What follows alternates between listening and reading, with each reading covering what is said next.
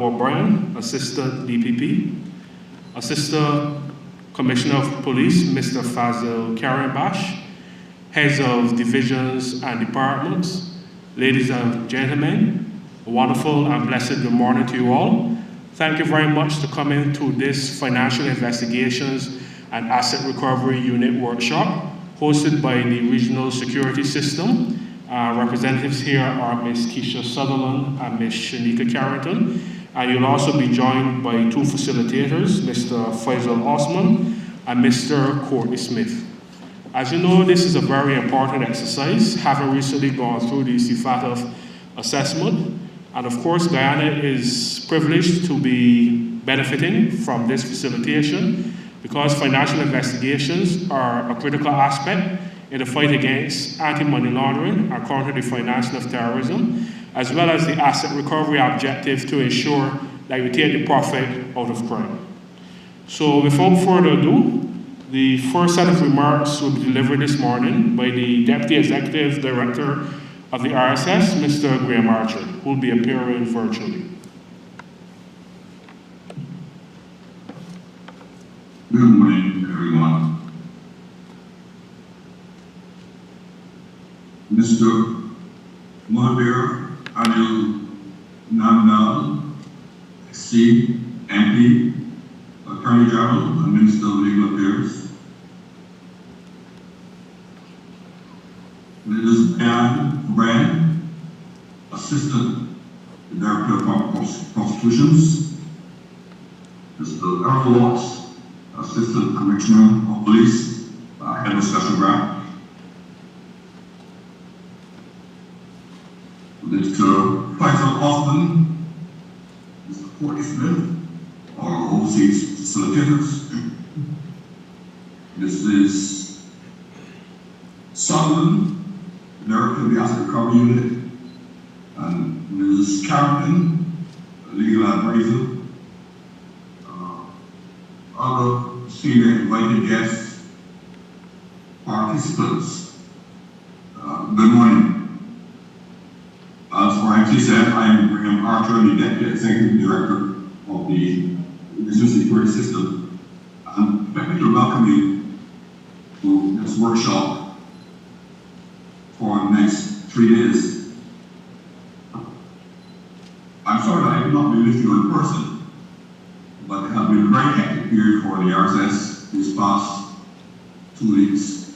I was in Guyana just last week, and I am scheduled to be in Guyana again next week. I'm committed to say, Minister, how overwhelmed we were at the reception and the treatment of the RSS team by our hosts in Guyana, in particular the Guyana Defense Force and the Guyana Defense Force and other officials, airport authorities and customs and immigration authorities on our arrival. But we were really overwhelmed as autistic regional walks to probably say as well.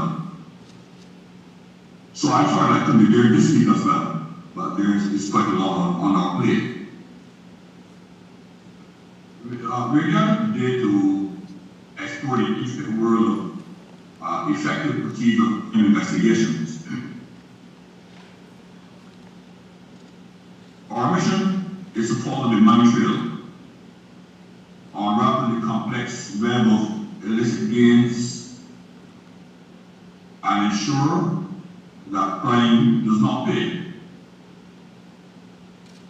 We continue to partner with our regional and international partners and each RSS member state, of which the Cooperative Republic of Guyana is now a member. To send that message that crime does not pay, that resounding message that crime does not pay. Your gathering here represents a commitment and testament by the Cooperative Republic of Guyana and the regional security system to this messaging.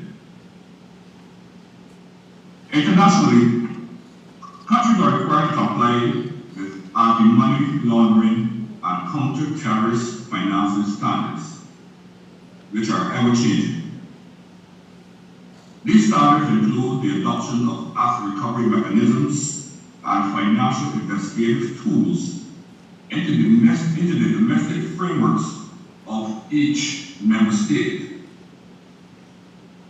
Recently, the Attorney General's Chambers brought before Parliament amendments to the legal framework for anti-money laundering and counter-terrorist financing.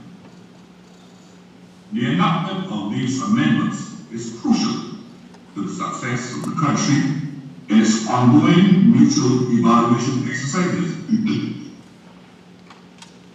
However, without demonstrating the application of these mechanisms and tools, the country would only have exemplified technical compliance, but not effectiveness as is required. Fundamentally, effectiveness requires a working and practical understanding of the tools and mechanisms that must be utilized.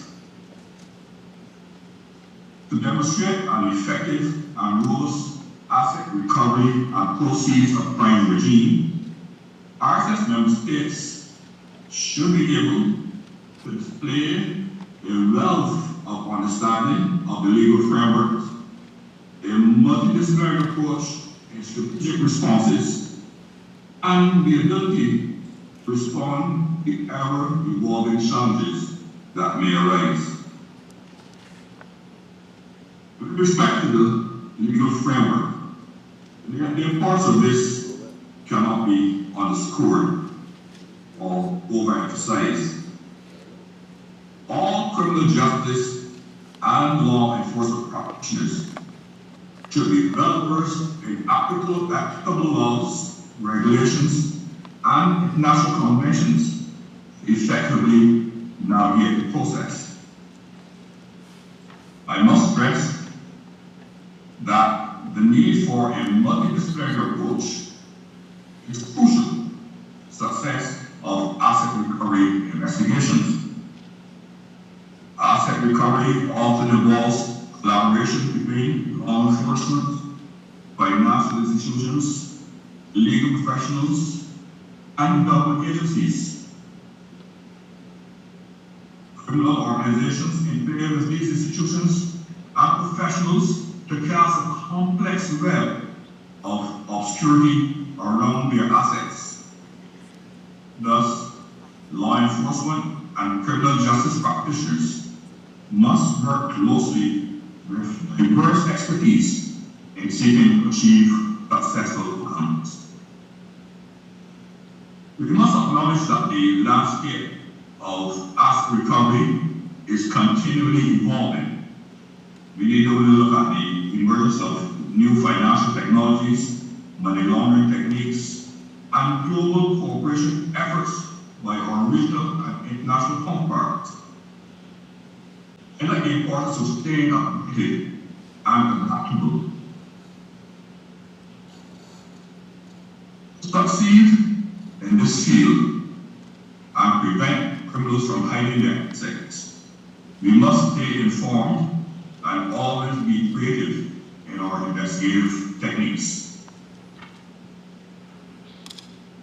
With these principles in mind, I encourage you to actively engage in this training, collaborate with your peers, and share your insights.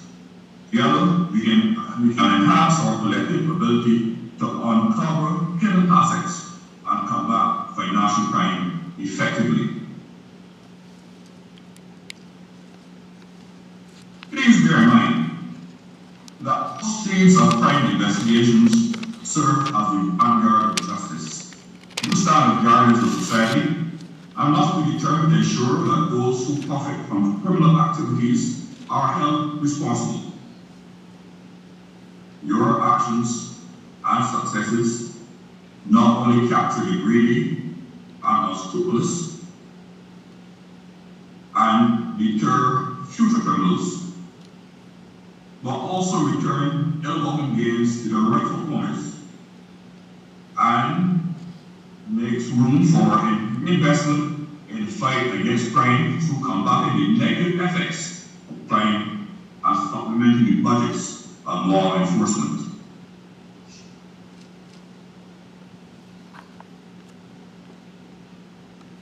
Participants are from diverse backgrounds, each contributing unique expertise. Law enforcement, financial institutions, legal professionals, forensics experts all play a crucial role. Together, we can form an unstoppable force in the pursuit of justice. We must be tenacious, resourceful, and unwavering in our commitment. I am confident that this training will equip you with the skills, knowledge, and strategies to navigate this complex terrain. As we embark on this journey together, I again encourage you to engage actively, share your experiences, and seek inspiration in the pursuit of a world where crime truly should not be. The RSS as a recovery team has been working relentlessly, tirelessly throughout the region in build capacity in the area of asset recovery investigations, and I invite you to join them in the quest for financial justice and integrity. I want to welcome you to this training exercise on behalf of the Executive Director, Mother Erica Shirley, and the team here at RSS headquarters in Barbados. And I hope you have a wonderful and enlightening 3 days. Thank you for your attention, your dedication, and your resolve. Good morning.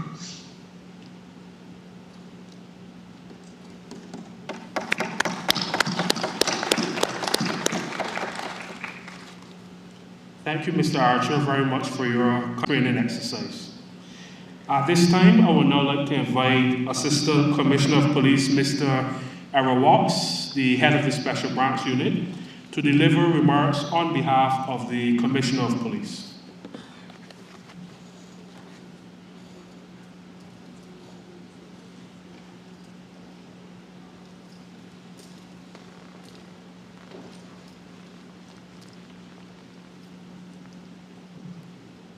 Good morning, all.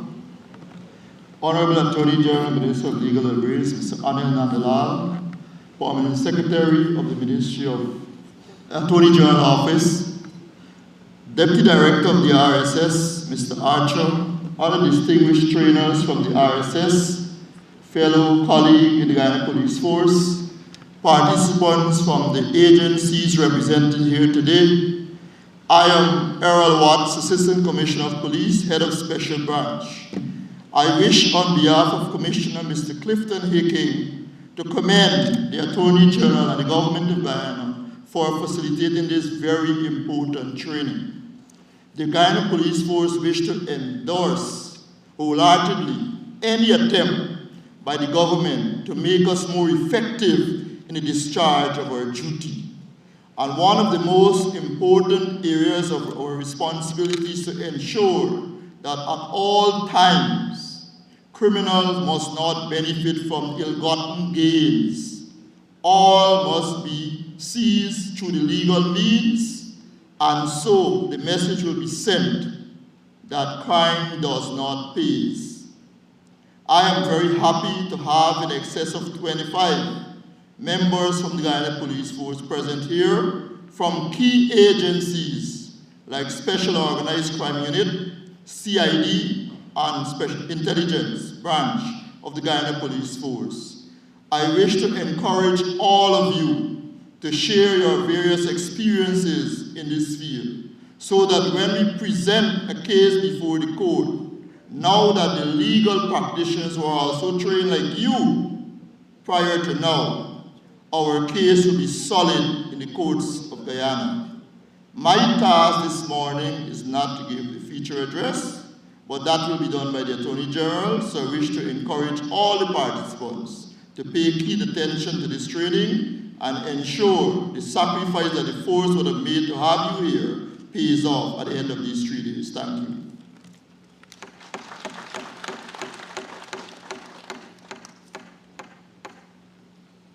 Thank you, Mr. Watts, for that commitment from the Guyana Police Force. And of course, it's heartening to see so many units present because it shows the unified approach to tackling this matter. And of course, for others to gain knowledge in these areas because of the direct focus and how they overlap. Next, we will have remarks from the representative of the Office of the Director of Public Prosecutions, Ms. Diana O'Brien, who is the Assistant DPP.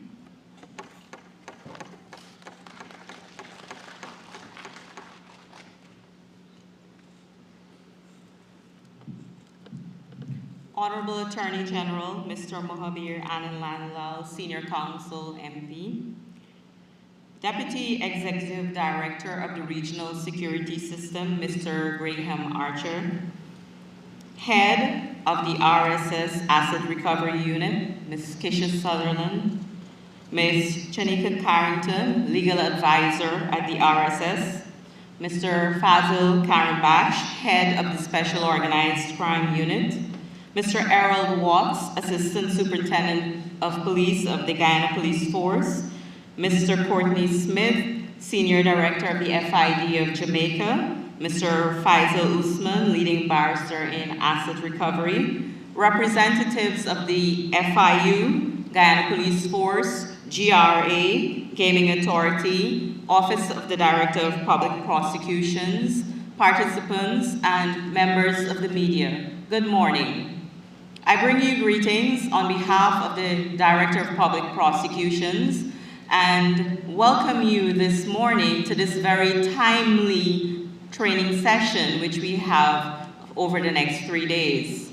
As some of you may be aware, we have already had such sessions on Monday and Tuesday with the judiciary, a significant and major stakeholder. As I look around the room this morning, I see many familiar faces from the other stakeholders as we are all involved in this process together. And this morning, I want to acknowledge the government of Guyana and the Regional Security System, and to express my gratitude because we would like very much to continue our efforts thus far in this area. As we know, crime pays, and that is why it is being committed every day. So the aim of this type of training is to enhance our capabilities as we continue our efforts to effectively tackle that scourge and to remove the profit from crime by taking assets from those who have either been convicted of predicate offenses or alternatively in a civil recovery process. Some of us are already very familiar and involved in this process. So over the next 3 days, we aim to build our capacity and to continue along those lines to get better and to increase the number of investigations and successful applications that we bring before the courts. So everyone in this room has a role to play from the point of being able to commence an investigation, carry out that investigation, make the various applications, take them before the court, and ultimately to take back the proceeds of crime. I have had the opportunity to look at the agenda, and the topics, I must say, are all quite relevant. And I expect the sessions to be quite practical. So I would like to take the opportunity to urge all of us to make sure that we make the most of this opportunity to engage with the facilitators during the sessions and even after, and to network with the other stakeholders whom you may not be as familiar with, so that when we leave here at the end of the 3 days, we can continue our work more smoothly and more effectively. Once again, I would like to thank the organizers, I would like to thank the facilitators, and I would like to urge the participants to put your best foot forward and to make the most of the next 3 days. I thank you.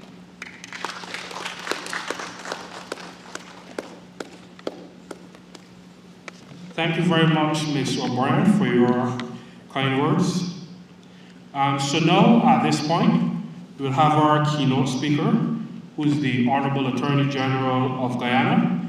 He is also the chairman of the AML-CFT-PF National Coordination Committee, and he has been spearheading the efforts in this fight against money laundering, terrorist financing, and proliferation of financing, primarily towards the policy direction and an aggressive legislative agenda which has more or less revolutionized the legislative framework in Guyana in terms of anti-money laundering, as well as in consideration of creating institutions such as the Real Estate Agents Authority and the Guyana Compliance Commission. So without further ado, I now introduce the Honorable Attorney General and Minister of Legal Affairs, Mr. Mohamir Anil-Nandalal, SC, MP. Thank you very much. Please be seated. Thank you very much, Mr. Romel St. Hill. The Assistant Executive Director of the RSS, the Permanent Secretary of the Ministry of Legal Affairs and Attorney General Chambers, the representative of the Office of the Director of Public Prosecutions, the representative of the Commissioner of Police, of course, our RSS Director, Ms. Keisha Sutherland, the RSS Legal Advisor, Ms. Carrington, and our distinguished facilitators who have decided to join us in person, and those who may be joining us by Zoom, distinguished heads of important state and government agencies, members of the law enforcement agencies of Guyana, distinguished ladies and gentlemen, and last but not least, members of the press. It is a privilege to welcome you this morning to this important engagement. This is yet but another demonstration of our government's commitment to battle organized crimes, to battle criminal activities, and more particularly, to discharge our multiple international and treaty obligations in relation to the positions we are adopting against criminal activities. There is only so much that a government can lawfully do, and I am here to assure you that our government is prepared and committed to do everything that is lawfully possible to discharge our obligations, our duties in the fight against organized criminal conduct. You would have heard already that we have perhaps the most modern legislative landscape currently in the Caribbean, and I want to publicly recognize and thank the Regional Security System Asset Recovery Unit for the guidance that they have provided in the last incarnation of amendments which we have done to our anti-money laundering, countering the financing of terrorism law. They have also guided us in the past in how to strengthen the overall legislative landscape, in particular as it relates to organized crime and the forfeiture of assets and proceeds derived from criminal conduct. Laws alone cannot address the situation successfully. Passing the best laws will only take you to a certain distance in the journey that one has to travel. Government is prepared to, and has demonstrably done so, to resource the law enforcement agencies and the different agencies of state that are integrated in this engagement against criminal conduct.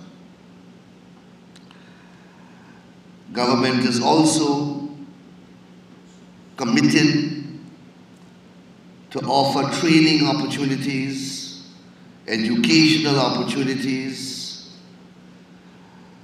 and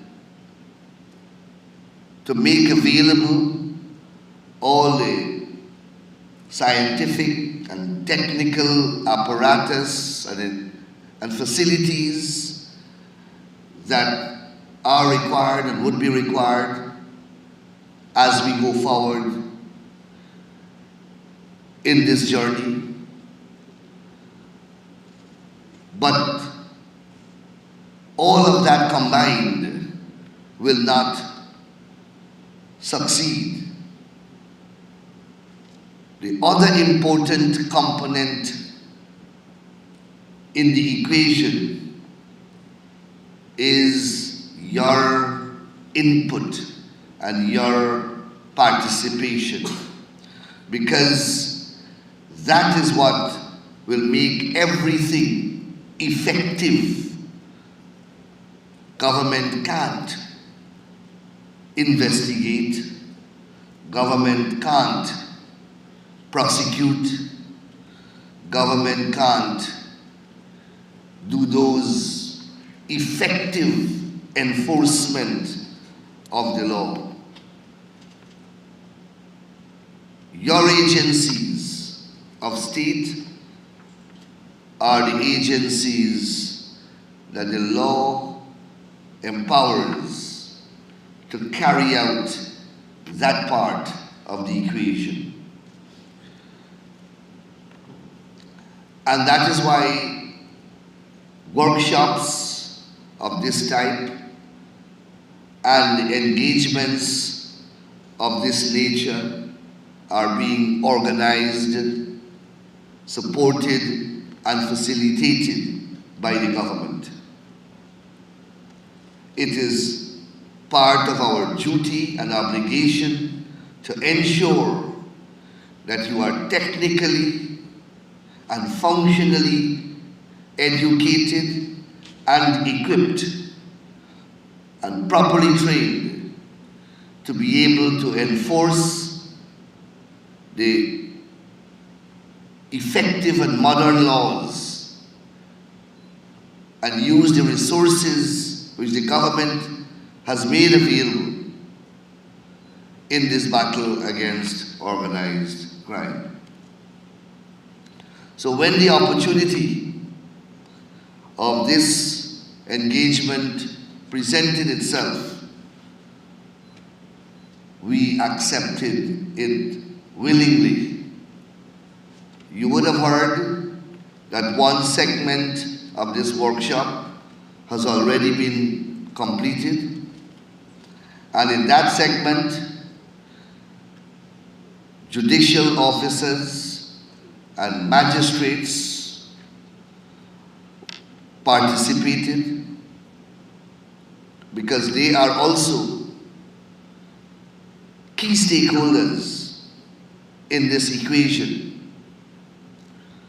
You are the other key stakeholders in the equation because it is your work that will eventually reach the judiciary for adjudication. That's how the system is. Crime is becoming more and more sophisticated.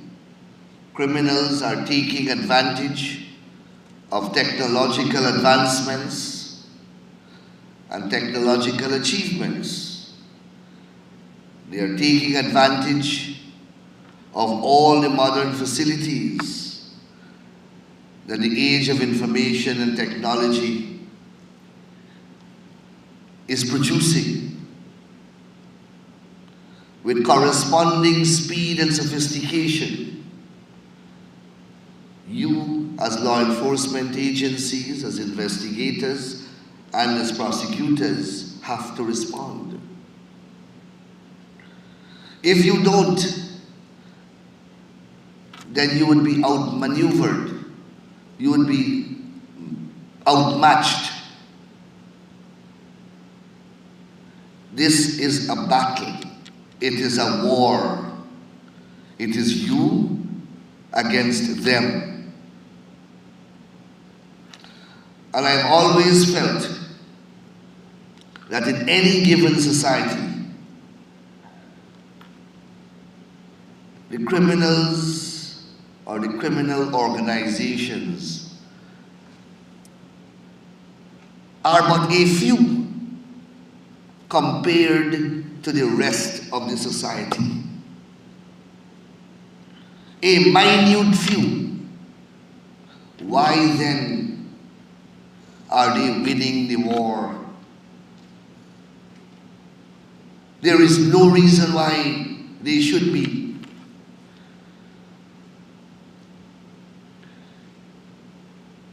Let us take Guyana. Let us assume that we have a population of 800,000. How many criminals do you think there is, or there are in this population? It can't be more than 2,000.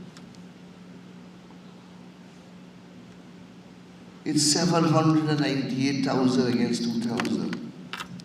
How are we losing that battle? It is because philosophically we are not appreciating it is us against them. And if every single Guyanese is to really understand that, ideologically and philosophically, I believe that we can stamp crime out or effectively reduce it. We have a Guyana police force of a couple thousand. There's no criminal organization known that has a few dozen members. These are simple realities that once we interrogate them, inculcate them, and make them part of our psyche, it transforms the way that we think.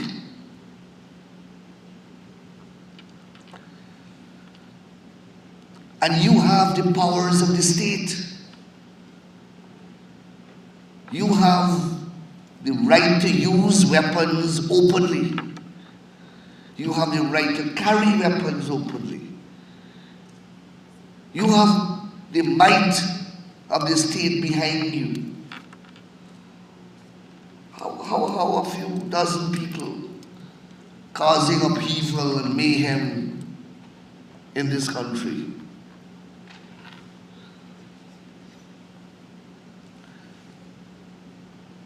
It is our government's firm commitment to reduce criminal activities of every kind, if not to stamp it out completely. The type of criminal activities that we are dealing with here specifically require a unified approach. This is not the cuss and slap case or type of offense or offenses. This here is organized crime, is money laundering, is trafficking of firearms, trafficking in drugs, Ponzi scheme, financial crimes. This is big business. And all the studies have shown that the most effective way of hitting back at the criminal, apart from getting them themselves and locking them up, convicting them, is to go after their assets. When you hit them in the pocket, they buckle, they topple, and they collapse. And that is why the world over has recognized the forfeiture of assets connected to criminal conduct or determined to be the proceeds of crime are now featuring as a prominent part of law enforcement. It may not have been so 20, 30 years ago.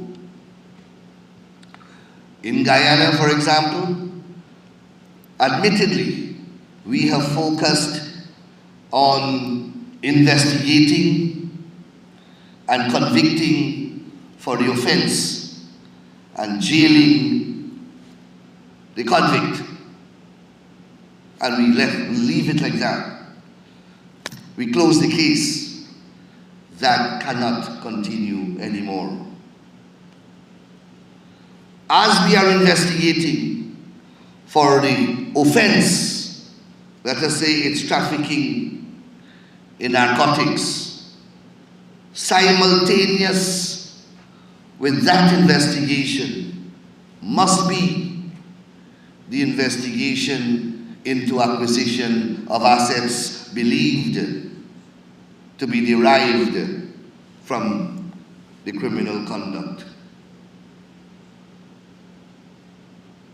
We have to now approach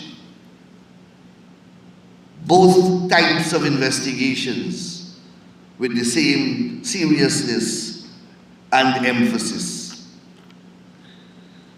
Many a times you hear man pleads guilty for trafficking in narcotics. He is jailed for 5 years and he is fined $500 million. He goes to jail, he serves that sentence, and no step is taken to recover the $500 million. That must stop. That fine must now be enforced against properties. And we have now in our law the capacity and the legal powers and authority to do that. And when we start to seize multi-million and multi-billion dollars of properties, real, movable, and immovable, it will have a significant impact. But I caution that we do so in accordance with law. Every day I deal with cases where property is detained and kept without no subsequent actions taken. So it is left to rot in police custody or in the custody of the agency that seized it or detained it, and the state is then burdened with a lawsuit for compensation of that asset that has been allowed to rot and decay every single day. I have to be settling cases of that type. That will also not be tolerated. Once you detain, you have to detain for cause or release. It's not a problem, we'll get them again. But don't expose yourselves and don't expose the state to unnecessary liability. The workshop topics that will be examined here are very crucial to your investigation in relation to the issues to which I am making reference. It deals with the type of orders you are required to obtain when the law requires orders to be obtained. It will assist you on how to prepare those orders. Procedurally and substantively. It will tell you what is the threshold that you are required to meet. It will tell you when you can make the approaches. Also, what constitutes, when you can detain, what constitutes reasonable suspicion in certain circumstances. The type of orders you can get. All of that will be interrogated over the next 3 days. And as you heard, the judiciary went through a similar engagement and familiarization. I can't say learning because the judiciary is expected to know the law. So I'm saying familiarization or refamiliarization. So you are not going through this workshop in a sterile fashion or in isolation. The agency to which you will have to apply for these orders and to whom you will have to go to explain the law and to advocate your cause have already undergone a similar training exercise.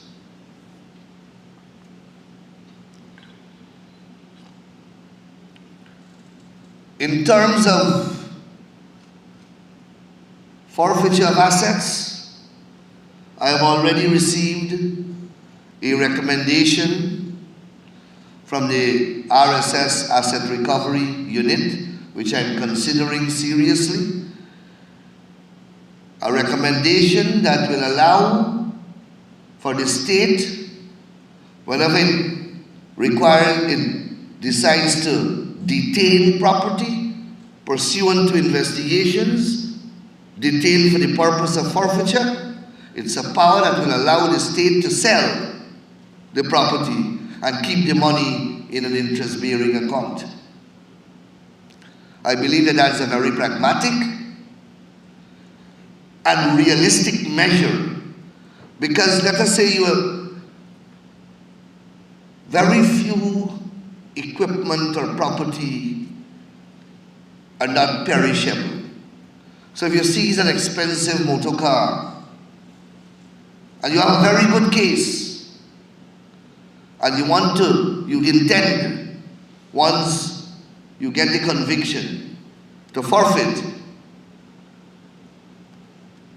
and you detain that car, there's every likelihood, if the case travels its normal course through the judicial hierarchical structure of any jurisdiction in the Caribbean, it will take years.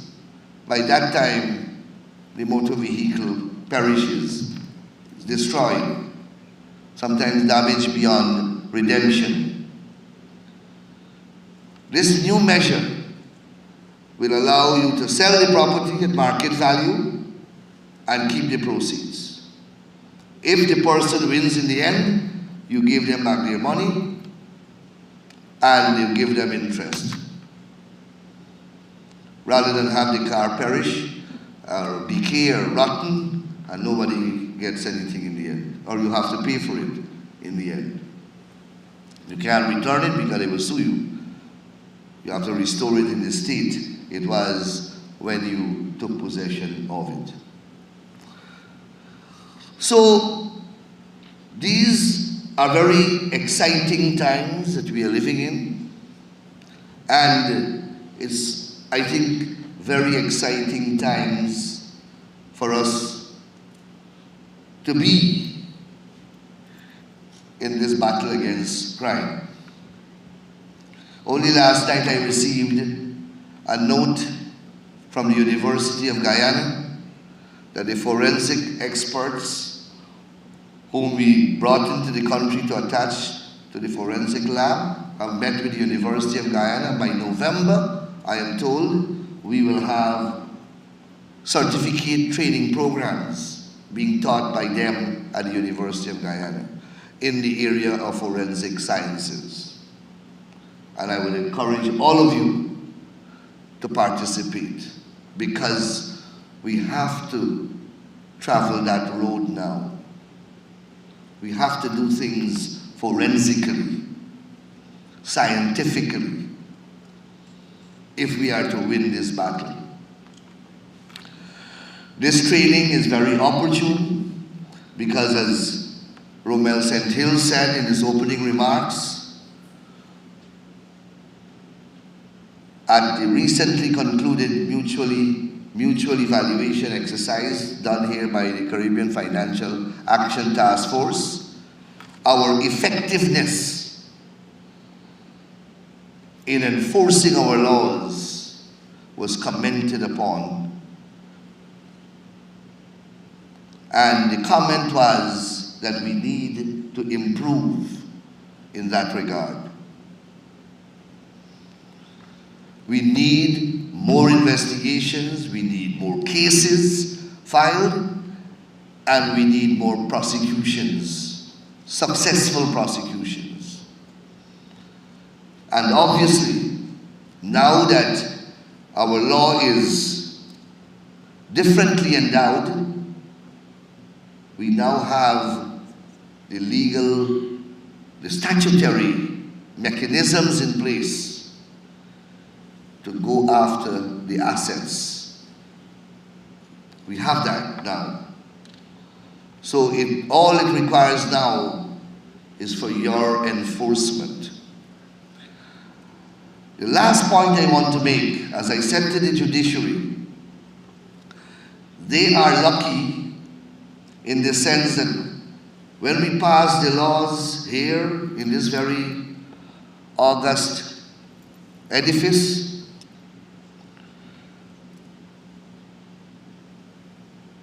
immediately after the bill becomes law, you, the law enforcement agencies, are expected to enforce it when you have never read it. By the time a case reaches the judiciary, they have a lot of time to familiarize themselves with the case and the law applicable to the case. You don't have the benefit of those luxuries, for want of a better word. From the time the bill becomes law, you are expected to enforce it. We have to find ways and means of getting you familiar with these laws at a very, very, very early stage, even perhaps at the bill stage, to make you more effective. How can you be expected to enforce laws that you don't even know? You have never read. How? And that is why we keep passing laws and you're not seeing offenses being charged in relation to those laws. The offenses that keep coming are the traditional, old, antiquated offenses. Nothing wrong with those offenses, but we are passing laws at regular intervals that create new offenses, offenses that allows you greater latitude, offenses that may carry higher penalties to make commission more dissuasive, but because of a lack of familiarity, for which I don't blame you, we don't get these offenses instituted. And we have to correct that. And we have to correct that quickly. And that can only be done through educational engagements of the type that we are currently engaged. So this is an extremely timely intervention, and I want to thank the RSS for collaborating with the government of Guyana on this important engagement. But most importantly, I want to thank you for coming out in your large numbers and demonstrating your willingness and preparedness to participate. We have to have many more engagements of this type as we continue this educated battle against crime and criminal conduct in our country. I thank you very much, and I wish you all the best over the next 3 days.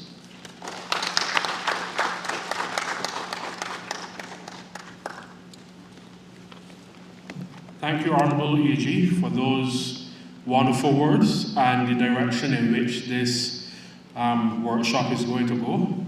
At this time, I'll take instructions from the panel whether you want to do a group photo or anything like that. Yes? All right, so I guess we should congregate to what is my left, and we'll sort out how we'll take the group photo.